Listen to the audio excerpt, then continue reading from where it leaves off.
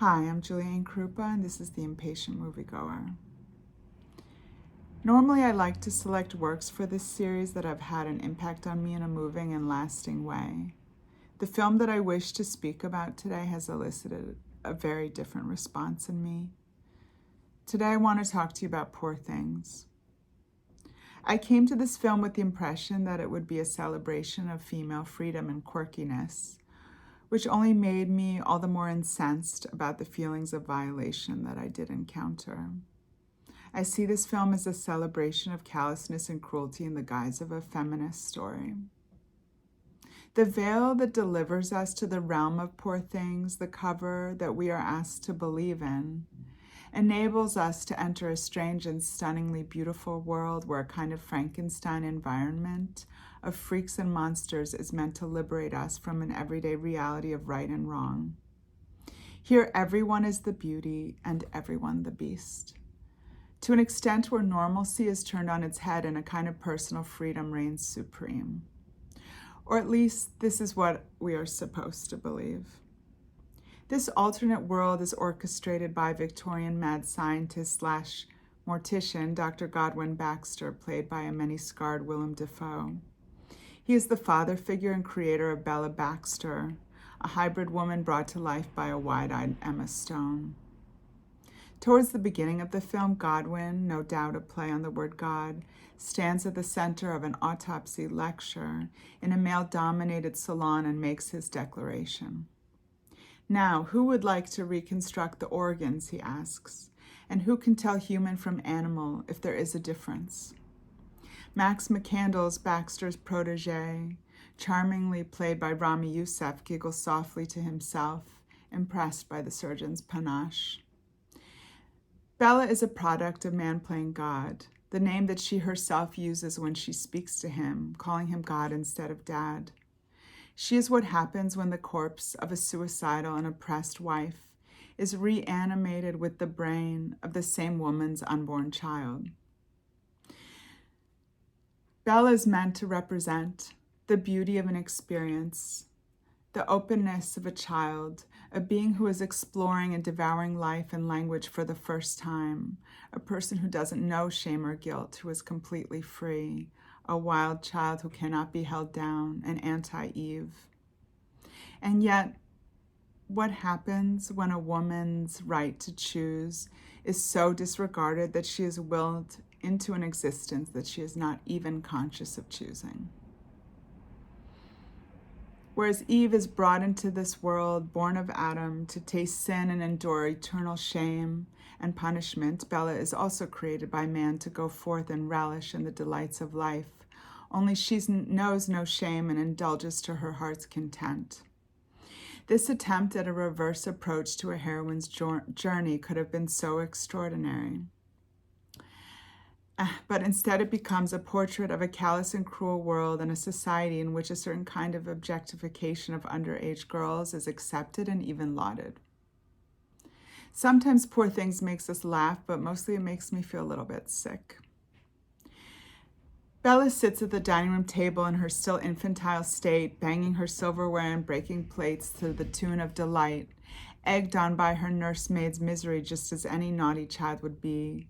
Only her physical maturity and overt sexuality, as well as the sexual manner in which those around her see her, creates a disturbing effect. Woman-child Bella spins around the floor, declaring "we" as she pees openly and in plain sight. Bella joyfully stabs a cadaver with scissors, delighting in the sound. When she wants something, she throws a temper tantrum to get her way.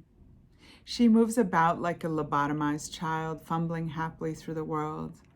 Godwin would like to curtail her explorations, as most of the men in the film will try to do, but Bella is too obstinate and curious to be held back for long. When asked about playing the role of Bella, actress Emma Stone proclaimed, "It was such a joy to embody her and live as this person who goes about life without any shame or fear. It was the joy of a lifetime to get to play her." When Bella misbehaves on a group excursion, Godwin smothers her and knocks her out. She is laid out on the bed, undressed by her nursemaid to the tune of ominous music. She is an object, a plaything, a dream. When Godwin recounts the story of Bella's creation to Max, who listens intently and with horror, Godwin speaks of reanimating her, openly declaring himself creator. Director Yorgos Lanthimos and Tony McNamara, who adapted the book of the same name by Scottish author Alistair Gray, approached Bella and her relationship to the world with a hefty dose of humor, largely mocking the men who try to control her, demonstrating her prowess and strength and ultimate triumph over her initial destiny. But there's a huge gap in perspective that no amount of stunning costumes, breathtaking set design, camera work, witty dialogue, and outstanding acting can conceal. What I find most disturbing is how, with rare exceptions, the general public's response to Poor Things seems to be blind praise, ignoring the obvious fact that a barely adolescent Bella with a child's brain is treated like a fantasy. That there's in fact something that can seem pedophilic about this film. Poor Things highlights the degree to which our society enjoys sexualizing prepubescent girls, the mirror of critical acclaim being exhibit number 1.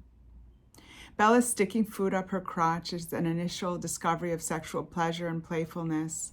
An orgasm at the table is only the first in an endless string of sexual exploits. And yes, her actions are surprising and even comical in many ways, but this moment only leads to circumstances that feel increasingly voyeuristic and at times infuriatingly degrading. Bella discover happy when she wants, she declares to her despairing nursemaid. Max, her seemingly docile and shy future partner, discourages her from such exploits by saying, in polite society, that is not done. He appears to have Bella's best interests at heart, but he is still vulnerable to the ways of his world. Yes, Bella is taking her pleasure into her own hands, and we are being asked to believe that it is all her doing and choosing, that her free spirit is paving the way. She travels, wanders off into unknown zones of extraordinary beauty, and even has a surprise, brief encounter with the horrors of the world. She will continue to stray from the plan that was laid out for her at inception, growing exponentially, running off with Mark Ruffalo as her ridiculous and sometimes amusing paramour, Duncan Wedderburn.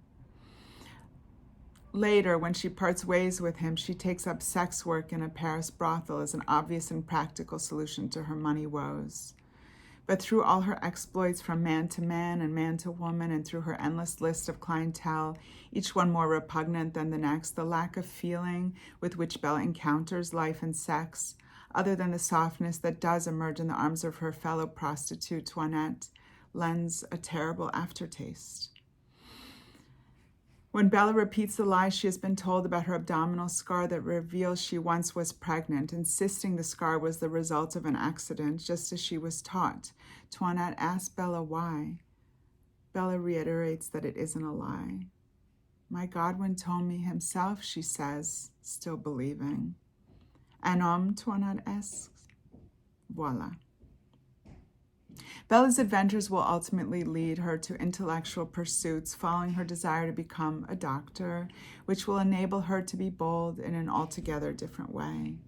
They take her back home to an ailing God and a doting Max after a detoured encounter with her cruel and treacherous husband, whose callous and shockingly sadistic behavior had been the initial impetus for her former self-suicide, and whom she transforms into a hybrid animal as punishment for his sadism, mocking him ever so slightly as she reclines in her garden of delights.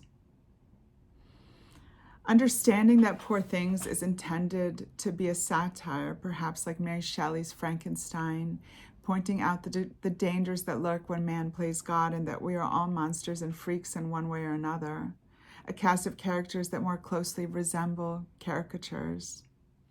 What stands out to me is a kind of poverty of the soul that is so pervasive that it overwhelms the film's humor and wit. I find this far more sickening than the cadavers on display and the strange composite beings that make up Godwin Baxter's phenomenal world. At one point early in the film, Godwin sits with Max discussing Bella's future. Questions unfold between them. Will she marry Max? Is he in love with her? Is Godwin attracted to her? My paternal feelings seem to outweigh my sexual thoughts, is Godwin's response.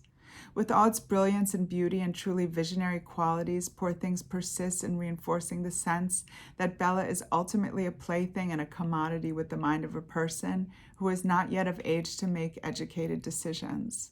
This is so deeply unsettling because with all its declared self-awareness, the film has a myopic vision as seen through a fisheye lens of what a woman is and can be, and of how even in this supposedly free and limitless landscape, she is ultimately no more than a man's tool. In this world, the walls are forever closing in to the extent that even the film's genius creator and brilliant stars do not seem to understand what perversion they're reinforcing, and how offensive this film can feel, how devastating it is as a woman to watch a woman child displayed as no more than a sexual object before a gleeful audience. After all, it feels that even when Bella thinks she is free, she is exercising her freedom in a manner that will be most pleasing and entertaining to a very specific kind of male gaze, which, due to our social structure, is something that we have been collectively trained to share. And some of us just simply do not wish to comply. Bella is a child in a young woman's body, a body that was so pained by the mistreatment of a man that she had actually wanted to end her life. A body that has been reanimated, sprouted from the monstrous depths of a cruel man's world, now humping her way to oblivion to free herself from him. But from the vantage point of the audience, it is clear that even this is just to please him. Yes, there is some redemption that she's able to achieve as she ultimately becomes educated and takes her life into her own hands. And yes, she softens and evolves when present for God's illness and death, and in spending time with Max and her friend Toinette, with whom she finds a sort of happy ending in a new chosen family. In the final chapter, we are given the chance to see Bella as a woman in her own right, studying for an exam, and it is somewhat satisfying. But when placed against the entirety of this film, the time allotted to her triumph is still nowhere near enough.